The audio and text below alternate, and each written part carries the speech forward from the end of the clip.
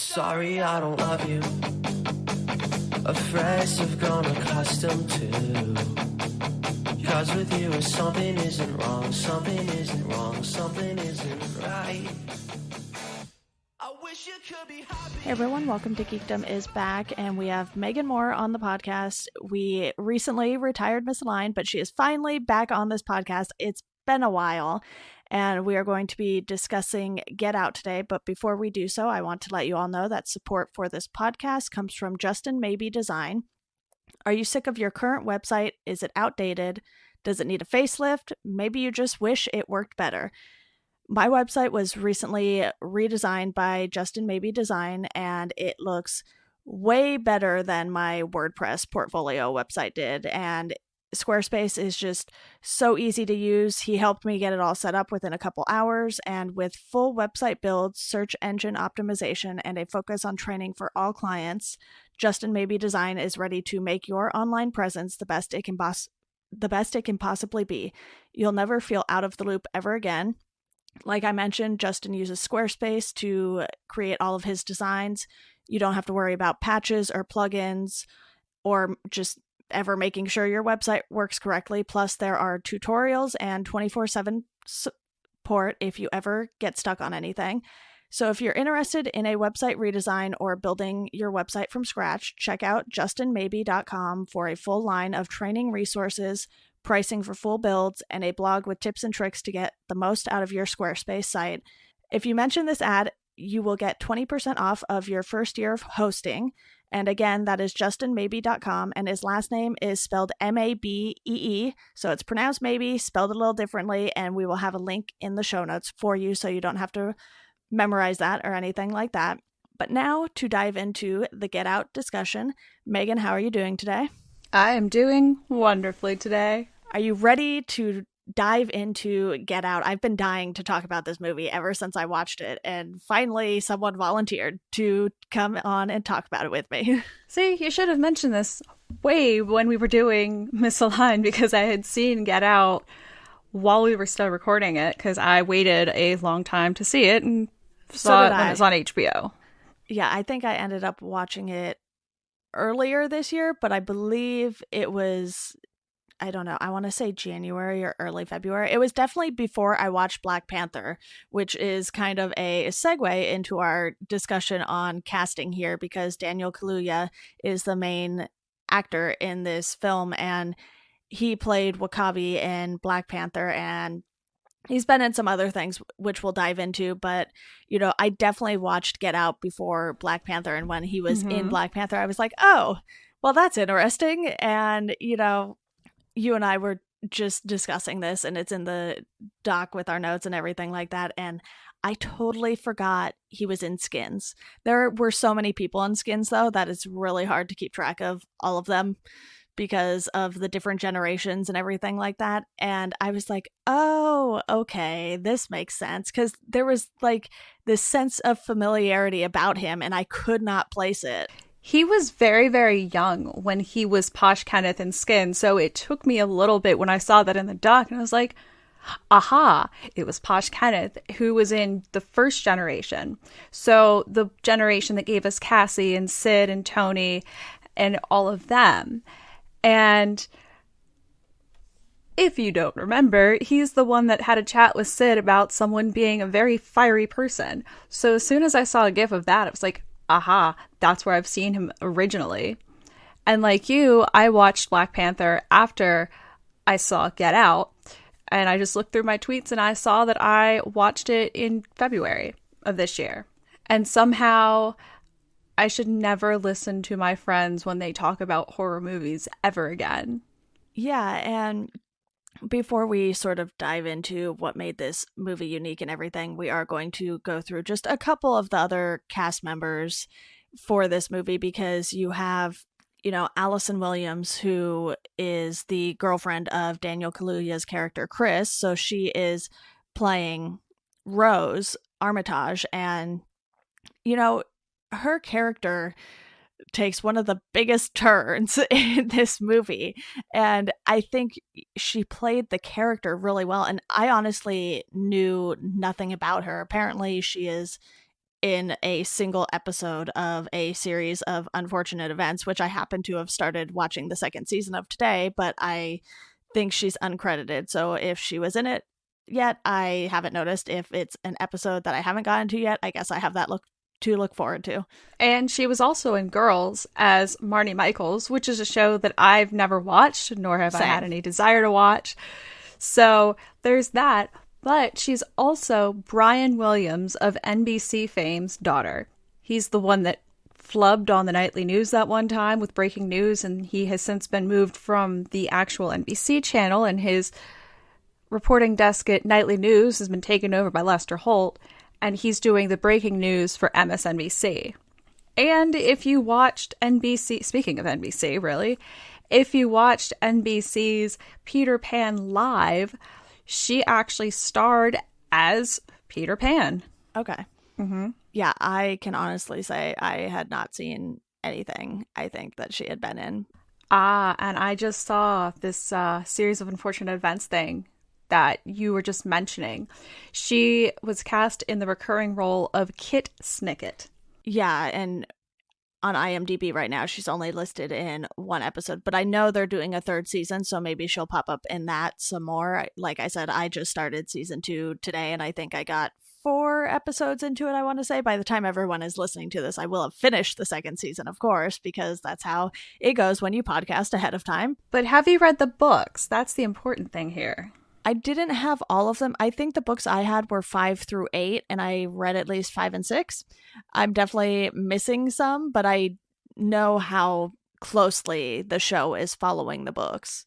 Okay, that makes me excited to hear, because I haven't watched it yet, but I loved the books. Okay, I think you'll be pleasantly surprised then with how well done the show is. I mean, it's completely absurd, but so are the books, so it kind of makes sense. I mean, even Lemony Snicket's writing is just out there, so that doesn't surprise me. Yeah, and one of the other actors I wanted to specifically talk about from Get Out is Lakeith Stanfield, and he is in Atlanta as well. So he was someone who sort of stood out to me, and he has a somewhat small role in this because he just comes along for the auction basically that happens later, and we'll get into that in more detail for sure, because that is sort of the moment when you're like, oh okay.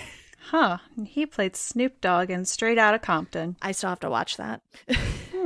Yeah, I haven't seen that either, and I've only seen bits and pieces of Atlanta, so yeah, I highly recommend catching up on Atlanta, but we don't need too many tangents here before we get into the meat of the movie. But are there any other of the actors or actresses that you specifically want to mention real quick here? Yes. The mom, Missy Armitage, is portrayed by Catherine Keener, who was also in The 40-Year-Old Virgin, which, as you told me earlier, you have pretty much seen bits and pieces. Haven't really seen the whole thing.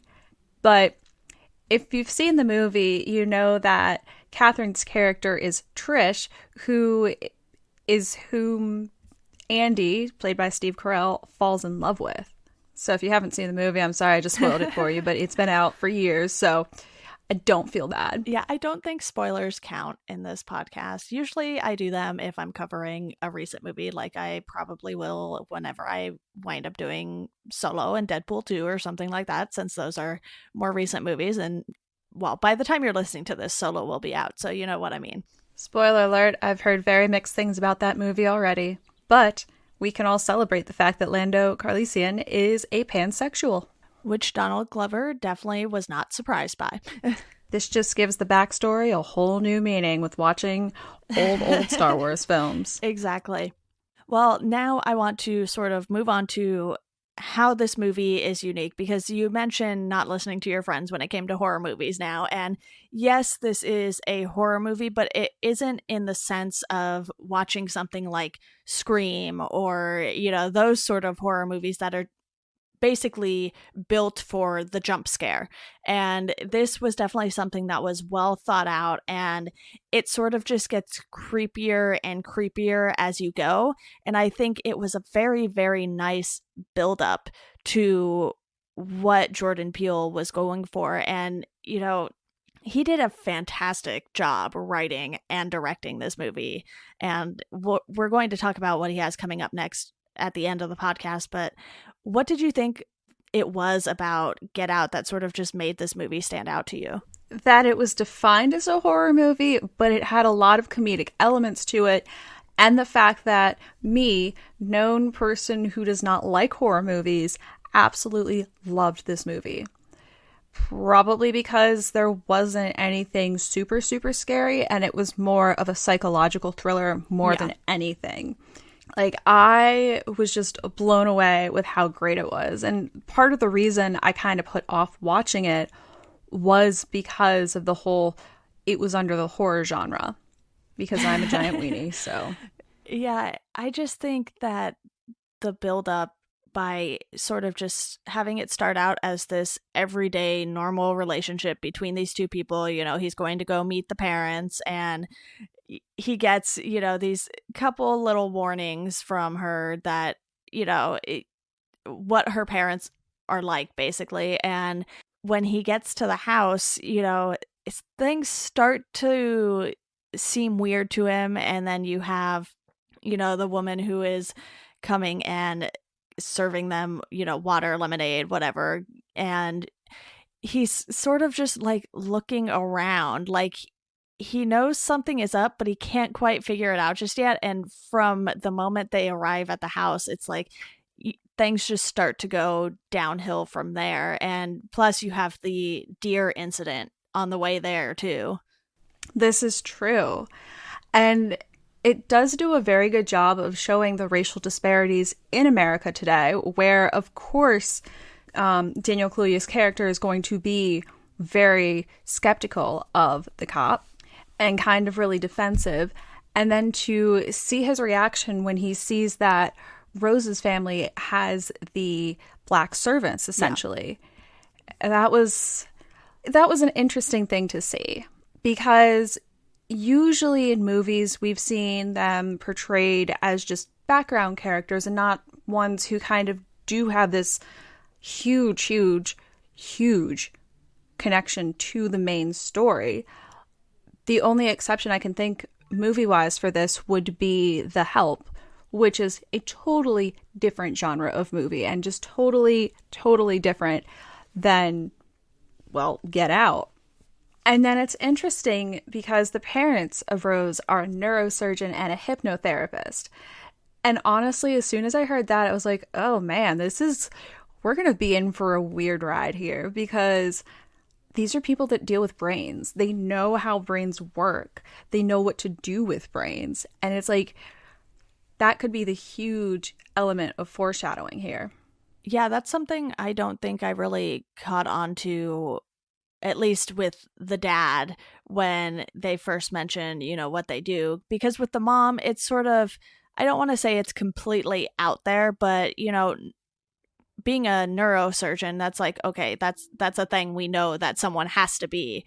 But with the mom, you're like, okay, what are they getting at with this? Because to be both medical professionals in two completely different ways, it's like, okay, you know, there are definitely couples out there that they're both doctors and things like that, but in this setting, and the fact that they live so far away from literally anything was another sort of, I guess, early alarm. You're like, where are they going? You know, like, where do these parents live? And then that sort of makes you wonder who exactly they're seeing as doctors if they live so far out of the way.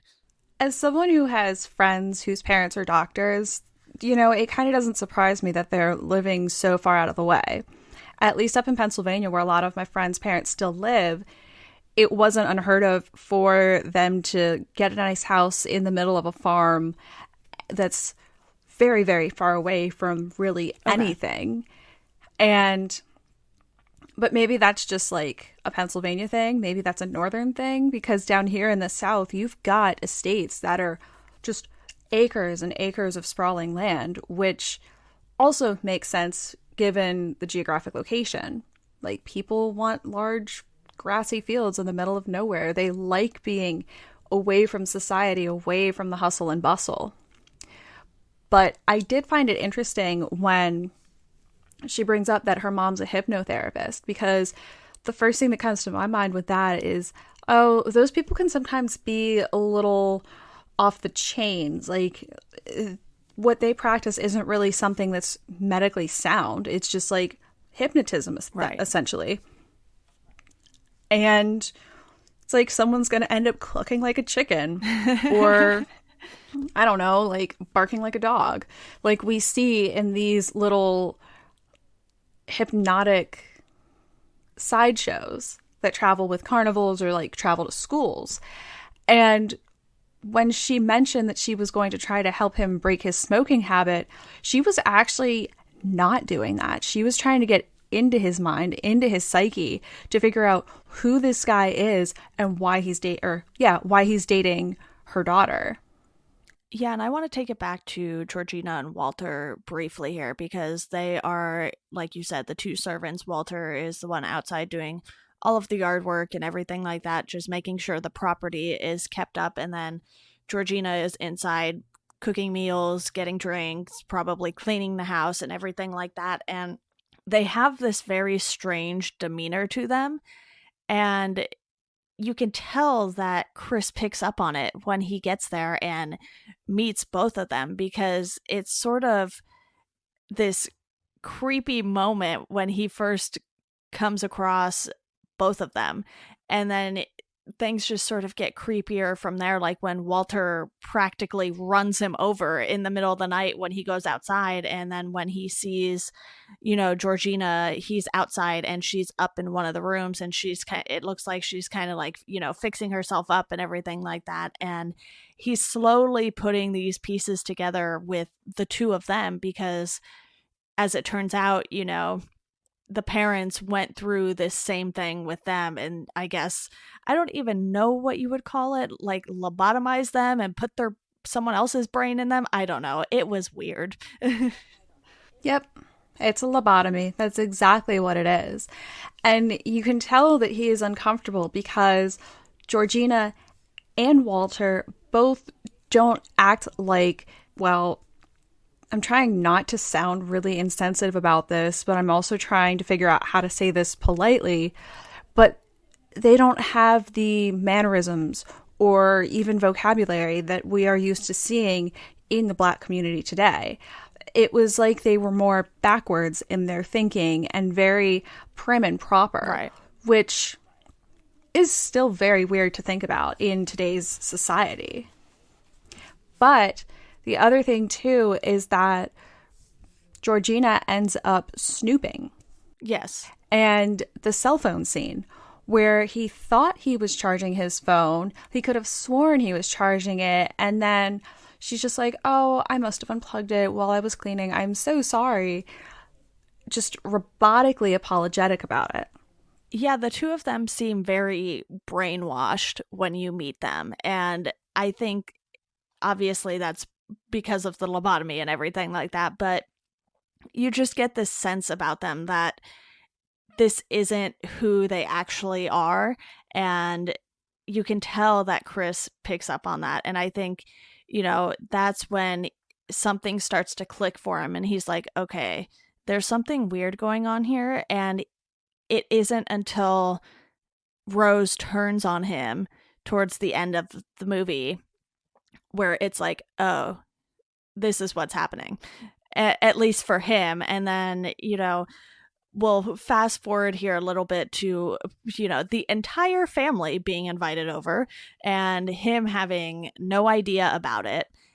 And that sets off another alarm when he sees Andre, who is played by Lakeith Stanfield, and he is acting the same way, basically. He's all dressed up, and then he's the only guest who isn't part of the immediate family, pretty much, or friends. It was very hard to tell if they were all actually family members.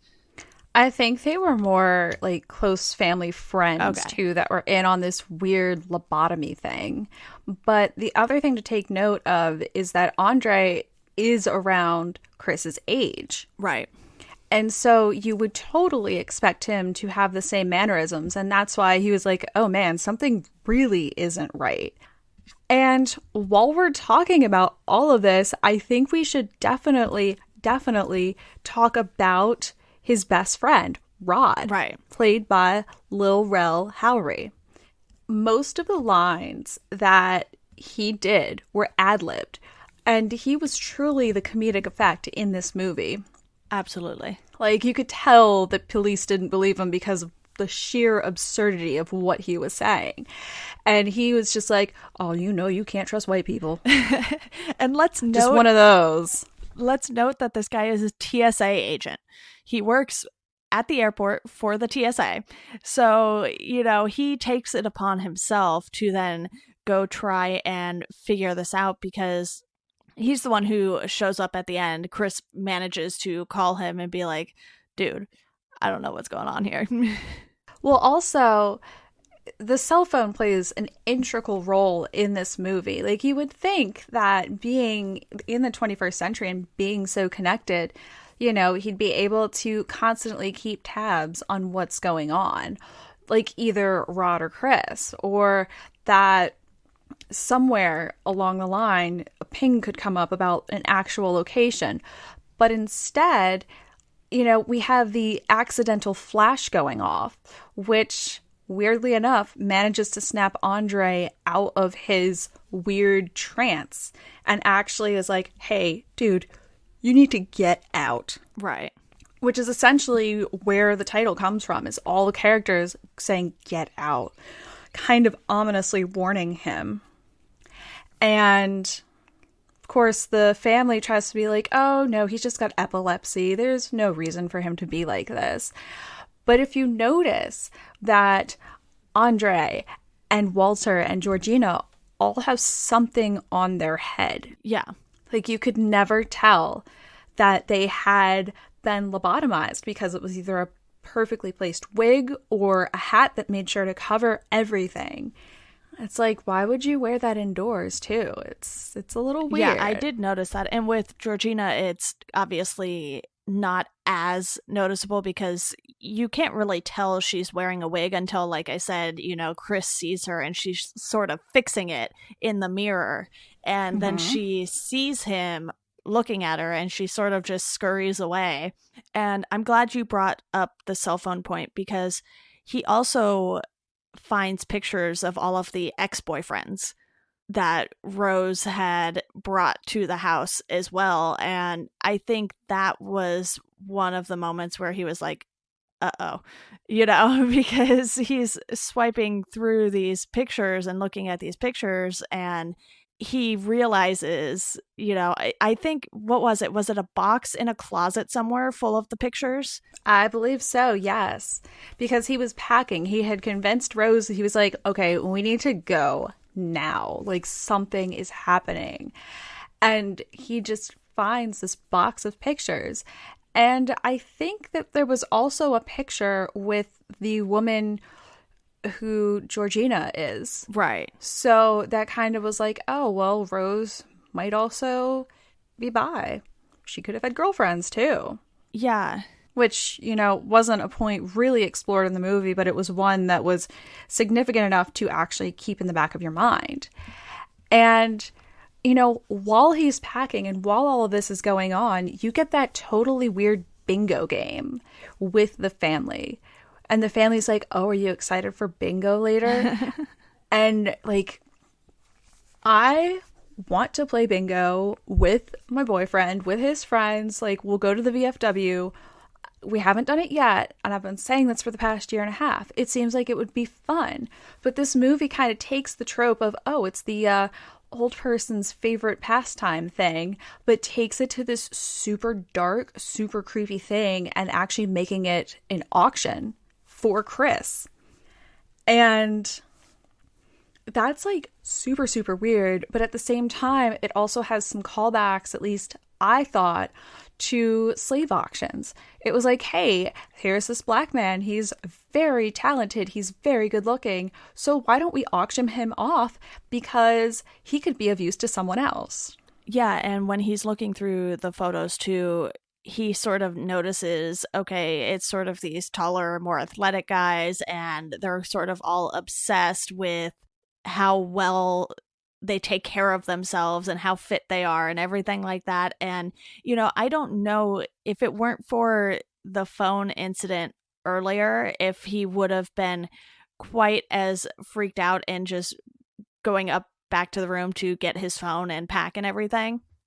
Because obviously with Georgina unplugging the phone, he has to plug it back up and leave it there for at least a little while so he can be able to use it. And I think it was when he went back up to, like you said, pack, get his phone and everything like that, that he found those pictures in the box. So it's like, okay, his phone is actually playing a pretty crucial role in this movie, like you said. And it's subtle, though. You know, we don't focus too much on the cell phone maybe in the moment, but it's like after the fact, you're like, oh, wow, yeah, all of these sort of things happen because of his phone. And that was one creepy box full of pictures. And like you said, we don't really know the full extent of who all Rose has duped into this, basically. And he's the only one who is able to survive by the end of it, as far as we know. Right. And the other thing is that Chris was able to send a photo of Andre as Logan, married to this much older white lady. And then Rod is the one that's like, oh my God, that's that missing guy. That's that guy that was kidnapped and was never been found. And of course, right. You know, he takes us to the police and like, you're on something. What's wrong with you? And it's interesting. And before we get to the major buildup in the movie, it should also be noted that Rose's brother, Jeremy, was making some snide comments about Black people. And he was kind of like, oh, look at me. I'm this big old macho dude. And look at me. I do these fancy martial arts. And it's like, was that a clue at the beginning of the movie? Like when he meets the family, that something was not right, because there's no way that a brother would end up trying to wrestle a boyfriend like that. Yeah, exactly. And that moment too, when you see the switch flip in Rose, you know, she's ready to get out of there. She's ready to go. And he's freaking out because he can't find the keys. And she has them the entire time. Or he's freaking out because she can't find the keys. Neither of them know where the keys are, but really she had them the entire time. And you just see the look on her face change, and you're like, uh-oh, here we go. And this is when we get into him being held captive in the house, basically. And they have sort of this extensive, elaborate basement. And this is clearly where all of their work is done. And they have TVs coming on at certain times. They're sort of drugging him to keep him sedated and falling asleep. And he finally figures his way out of the main room he's being held in. And what I found interesting was the fact that they weren't expecting him to probably even get out of that room, let alone get out of the house in general. Right. Like, this is the part of the movie that's technically the oh shit moment. Just the oh shit, this is going on. Oh shit, what's going to happen next? Oh shit, oh shit, oh shit, like that. And then, you know, we've got Jeremy trying to attack Chris and being like, I'm going to kill you. Look at what you're doing. Yes, the brother, of course. We haven't mentioned him just yet, but he is equally as, I wouldn't necessarily say creepy, but he's definitely sort of the outsider even within the creepy family. Yeah. And like his mom manages to, this hypnotherapy that was supposed to help him stop smoking is actually, hey, we're tricking you into staying here for the rest of your life and you're going to stay in the dark place. Yeah, it's like this hole that he keeps falling through. It's almost like, I don't know if you've ever had this, but like if you ever feel like you're falling in a dream and it just literally feels like you're falling and you wake up. I personally do not remember my dreams, but I do know I have woken up from that sort of feeling, and he can't get out of it. He can't wake up from it. So he has to try extra hard just to be able to get any of this accomplished to escape. Mm-hmm. And here's the weird thing too. Like, then you see this nice little video that's, oh, welcome. Your brain is about to be transplanted into someone else. Your brain will stay in the sunken place and your person will have the brain of someone else, just living out your life the best way that they can. And apparently this is something that's been going on for generations, because in the video it's her grandfather who's talking about this. And it's like, what in the world? How did this family get into the whole lobotomy business? It's very, very weird. Yeah, it's like a really bad infomercial, and you're watching it and you're like, wow, they took the time to do this because they knew a lot of people were going to be watching this video. Yeah. And actually, it seemed more like a retirement home commercial than an infomercial to me, because, you know, you don't have the people being bad at things like in infomercials. But it's just like, it's so weird. And then Chris meets the guy whose brain will be transplanted into his body. And it's actually the art critic that was blind, because who kept asking him all those weird questions about his physique and how he likes to see. And it's just, the blind dude wanted to see, which, like, ugh, these people are so selfish. Yeah, and the guy who bids on Chris too, he actually tries to befriend him early on in the day when, you know, everyone starts arriving, and, you know, he is still a little weird and awkward when he's talking to Chris, but it's one of those things where it's just like the gall of these people is, I don't want to say fascinating because it's certainly still creepy, but it's just amazing how far they're willing to take things. I know, and I'm kind of glad that this isn't actually a real thing in today's society, because I would be honestly living in fear every day of my life that someone would just want my body for what I could do with it, like being able to see, or, you know, being small or something like that. I don't know. And of course, you think that this is the end, that the hero of this movie is just going to end up as a black body walking around with a white mind.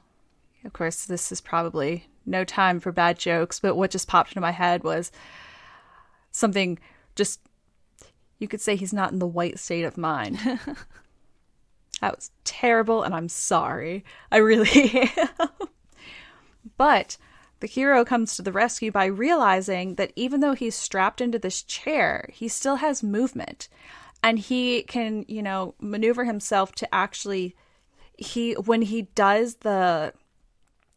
in that trance, like the one thing that was definitely introduced in that first scene where he has this like weird hypnotherapy session with the mom, is that he's a scratcher. And he realizes that he can scratch through the chair and then kind of like figure out a way to get the stuffing into his ears to block out the weird hypnosis. Like, the other thing is that that video does feature someone with the teacup kind of like doing that thing with the spoon and clinking, which is that trigger for, well, everything. I'm sort of wondering if the parents probably didn't think he was going to be the one to be smart enough to make it out, because he's definitely more on the creative side in his everyday life. You know, he's taking these amazing photos and everything like that, and you don't really know just how smart he is until he starts trying to escape from this house. And it's interesting to sort of just be able to see those wheels turn as he's going. He's like, okay, you know, put this stuff in my ears so I can stay awake, stay lucid, and find a way out of here. And he has multiple obstacles because he is severely outnumbered, even after, you know, everyone has gone home after the auction and everything like that, because you still have the parents, the two kids, and Walter and Georgina, who will do whatever the parents tell them to, basically. True. And the other thing is, this movie, as I said earlier, could very well be seen as like a good conversation on race in America today, because we've got folks out there, mostly on the MAGA hat wearing, Fox News believing side of the country, that Black people are dumb and Black people are not smart at all, and that could have some play into it. When we know that there are brilliant Black minds out there and just like amazing, amazing people who have been able to push past the stigma of what people kind of see them as. And it goes back to the Jim Crow era. It goes back to the era in slavery. It was just like they were seen as inferior because of their skin color. Yeah, this movie definitely has a lot to say as far as, racism in America and everything like that goes, especially these days. And the movie sort of came out at the perfect time for that too. This is true. And Jordan Peele actually did his research into this. The movie had an alternate ending, which we'll kind of talk about in a little bit. I just don't want to get to the ending quite yet. But he did realize that when production had begun on the film, there were a lot of high-profile shootings of Black people by the police. And he said, and I quote, it made people more woke to what was going on in the world around them. So they had test screenings with the original ending, and that's how he decided that there should be, a nice ending to this tale instead of the harsh realities of what's going on today. And if you have the DVD or the Blu-ray, because that's still a thing, there are also more endings, which I haven't seen. So I've just seen, the movie, the one ending. Okay. I know I watched one of the alternate endings, but if there are multiple, I probably can't tell you really which one it is. But I have a couple questions that I want to ask you because I feel like this probably happened for people at different points in the movie. But when did you catch on to what was happening? And when did you catch on to when you realized Rose was involved in all of it? Hands down, it had to be when the people were coming for that party. Okay. Like, there were some things in the movie, like in the beginning, that made me a little suspicious, but it wasn't until that party and with the mannerisms of Andre as Logan. And then Rose just being like, oh no, I forgot that this was a thing that we do every weekend on this specific, this very weirdly specific time. And I was like, oh no, something's going to happen here. Like, something bad. And then they get to that bingo scene, as I mentioned earlier. And that's when you know something is going down, especially when you get the blind guy involved in it. Yeah, I would say that moment was the same for me when I realized, okay, there is something really morbid going on here. But I think with Rose, I don't think it was until he found those pictures that I was 100% convinced she was in on the whole thing. I was still questioning it a little up until the point where, her face just changes when she goes from looking for the keys to just having them in her hand. And I'm like, oh, yeah, that was definitely coming. Yeah. And then when he's taken away and she starts surfing the internet for possible new bachelors to kind of figure out how to get into this plan. I think she was looking at, Blake Griffin? Yeah, she was looking at all of these athletes basically, which is a total different scenario than dating Chris because like I said, he's a guy who takes photos. He's not really the athlete or anything like that, and obviously he is just athletic enough to manage to get away, but you can tell when he's getting away that this is really a struggle for him, and he's not going to just fight his way out of the house necessarily. He has to think strategically while doing it. Yes, and this is the part of the movie that could technically be considered horror because of the horrific gore and everything that you saw.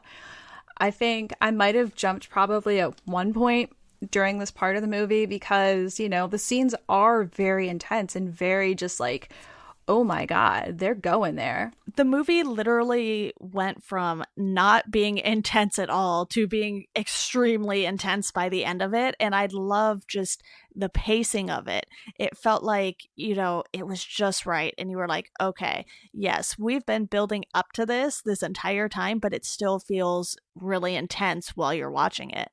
I was watching it with my boyfriend, and I'm sure I probably squeezed his hand harder than any other time. He was probably like, oh God, how is this tiny girl so strong? Where is the circulation in my hand? Why is this a thing?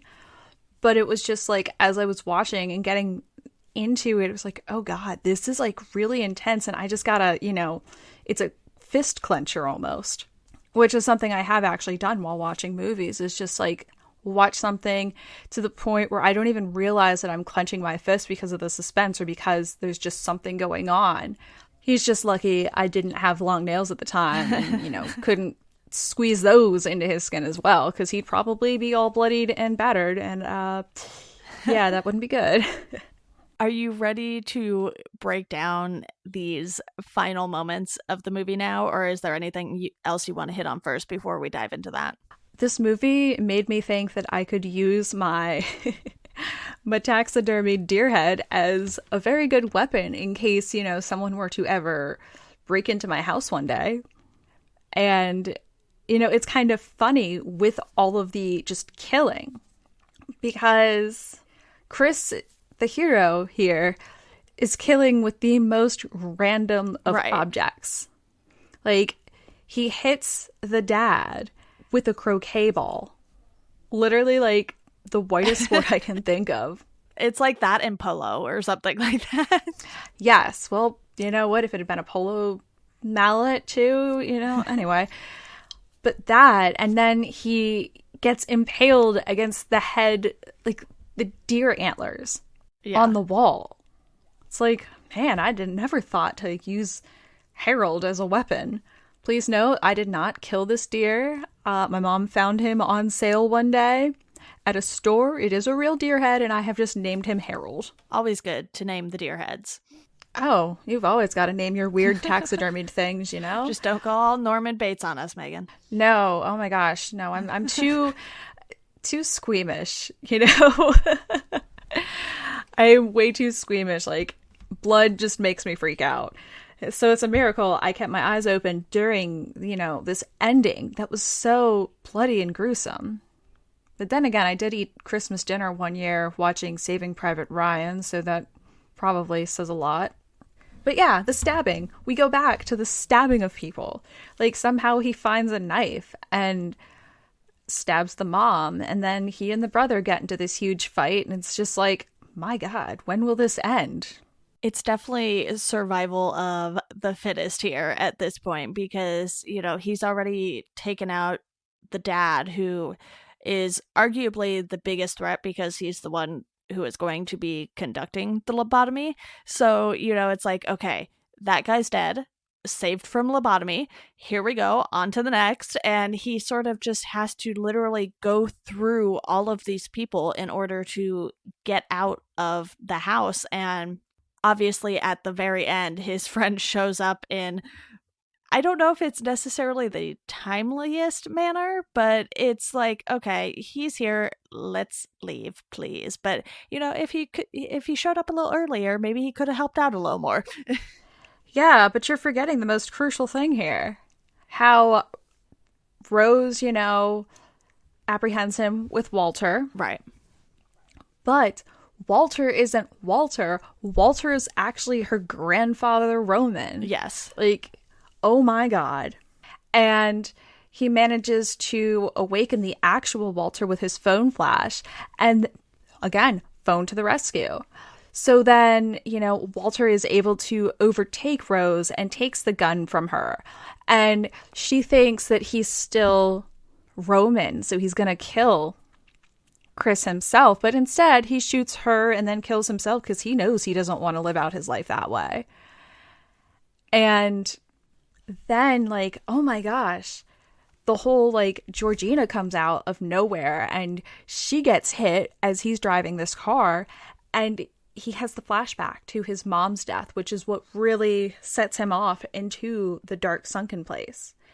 And he feels so guilty about that he doesn't realize that this lady is actually possessed by the brain of her grandma, Marianne. Things definitely get very crazy at the end here, and you're sort of just like, okay, this is happening to this person, and this is who this is, and we're figuring all of this out now. And obviously there were hints that Georgina and Walter weren't themselves, and it wasn't until, that video played where you're like, oh, okay, sort of starting to piece together who Walter and Georgina really are. And then in the end, that final stretch of the movie confirms all of that. And you're like, wow, this is one wacky family, to put it nicely. Well, this is why people don't trust white people. Because they can be so Stepfordian, but then they can really show off how evil they truly are. And of course, right now, I said the word evil, and I've got Mermaid Man going, evil, just in my head. So, just imagine it's Mermaid Man shouting evil at this family. But I will say that, this cast was fantastic. This movie, despite being very weird and just, I'm still confused on how it was fully categorized as like a drama when it really should have, or no, as a comedy.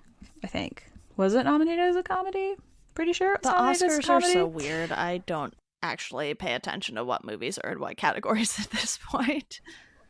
Oh yeah, no, at the Golden Globes it was nominated for Best Movie, Musical or Comedy. Yeah, that's weird. And yeah, it's much more dramatic.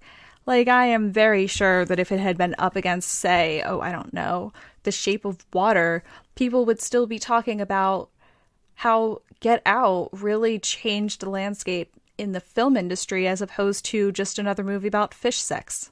Yeah, I think, like you said, this is definitely more of a psychological thriller. And, I'd be perfectly fine just, keeping it in that horror genre, too, because I think that sort of gives you a variety of options that you can go on, because a horror movie doesn't have to be, like I said, like Scream with jump scares to classify as a horror movie. You can have these movies that are more well thought out and have this narrative to them, whereas movies like that, it's like, okay, is there actually a plot, or is someone just trying to kill a bunch of people? See, we should have more movies like this as opposed to however many installations of Saw there are right now. Yes. We don't need any more of those. Just give us more Get Outs. And going back to the ending, with me mentioning, the original ending, instead of being rescued, Chris ends up in jail. And, Rod sees him and wants info about this crazy family to investigate. And then Chris said he stopped them and that everything is fine and, there's nothing to worry about. And Jordan Peele said that this ending was really to reflect the realities of racism. And he also said that having a moment where the audience thinks that Chris is going to be arrested would preserve the intended reaction. And it's just, now I kind of want to see these other endings. Yeah, like I said, I have only watched one alternate ending, and I definitely like the original ending a lot better than the one I watched, because I think I don't quite remember what it was, actually. So maybe that's why I like the original one better anyway, because the alternate that I saw, I was just like, okay, there's an alternate ending that I didn't really need. Mm-hmm. And now I'm looking at the trivia on IMDb, and there's some pretty cool trivia things in here. Like, okay, at the garden party, there's a Japanese man. And this guy is not actually an actor, but a noted karate master. They did a local casting call in Alabama, but Jordan Peele was having some issues finding an older Japanese man to play this guy. As it turns out, this karate master lived in Birmingham and is the father-in-law of one of Jordan Peele's friends. So that's a cool little fun fact that I actually didn't know until we did this. Yeah, sometimes it's really cool to go through and read the trivia for a movie, and this one has a lot. So, we will link to the IMDb page for anyone interested. And yeah, I think this is one of the most extensive trivia pages I have seen on a movie. Yeah. I like this one about the Black Panther. He took part in the Get Out challenge on set. So it involved the wonderful Lupita and Michael B. Jordan. And it was a bunch of cast and crew members running towards Daniel Kaluuya and taking sharp turns at the last minute. So he was in character and he acted all frightened and quickly walked away as Redbone started playing. Redbone by Gambino, the great Childish Gambino song that has been played a lot on the airwaves if you listen to your local radio stations. And this one, it looks like, can be found on Lupita's her Instagram account. Yeah, well, do you have any final thoughts on this movie before we dive into a little bit on what Jordan Peele is working on next? I know for me, this movie was easily one of the top 2017 movies that I watched, and it was just so well done. And I believe it was his directorial debut, right? It was. And it's actually something where he joked he was going to retire from acting and just become a director. And to see noted comedian go from doing comedy and doing these really just like funny out there things, and to see him get involved with something so serious, it's like he's got a future in this. Like, I will watch future things that he directs. Yeah, and to dive into what he is working on next, I know he is an executive producer on an upcoming TV series called The Hunt, which is about Nazi hunters in the 1970s who seek justice on their own terms. And, you know, Nazi hunters, I might be in. I might have to check this out. Oh man, this might actually upstage Let's Kill Hitler, one of the noted episodes of Doctor Who where they go out and try to kill Hitler. Yeah, and he has another TV series that he is the executive producer on, I believe, and it is called Lovecraft Country. So he has a lot of things in the works right now, but I think probably the biggest one that you and I are going to be excited to check out is the new movie that he is going to be directing, and it's just called Us. He did release the poster for it on his Twitter not too long ago. It was definitely sometime this month, and he just dropped it without any warning, and everyone's like, oh my god, this is going to be good. And it also will be one of those horror thriller things, and Lupita is already on board to be in this movie. And Winston Duke is rumored, who is another actor who was in Black Panther. Yes. And interestingly enough, Elizabeth Moss from The Handmaid's Tale is also attached to this project. Yeah, and like I said, we don't know too much about it. It is described as a social horror thriller, so it definitely seems right up the alley of Get Out. So I'm sure you and I will be keeping an eye on the news for this. Oh, totally, totally, totally. Like, I am just looking forward to a world with more Jordan Peele movies. Even though I will say I miss Keegan Peele, and I'm really glad that he got Keegan to do a cameo in this movie. Because, you know, it wouldn't be a Jordan Peele thing if Keegan-Michael Key didn't just pop up out of nowhere. This is true. And it was a very nicely timed cameo, too. Mm-hmm. Especially since he's been all over the place with sports-related things because of Penn State and how he's portrayed our wonderful coach. And he actually was just up at University Park for Blue-White Weekend as the guest coach for the game, which I thought was funny, which meant there were two James Franklins, kind of. Nice. I love sports, you know? Yeah, well, there's definitely a lot to look forward to from Jordan Peele coming up here. And Megan, I know we do not have Misaligned going on anymore, but you are always welcome to come on this podcast so we can continue talking about things and even go beyond music, obviously, like we have done here. And, you know, it had been a while since you had been on, so it was certainly time, and we will not wait nearly as long, hopefully, again. This is true, because I do enjoy chatting with you. Like, these are always so fun to do.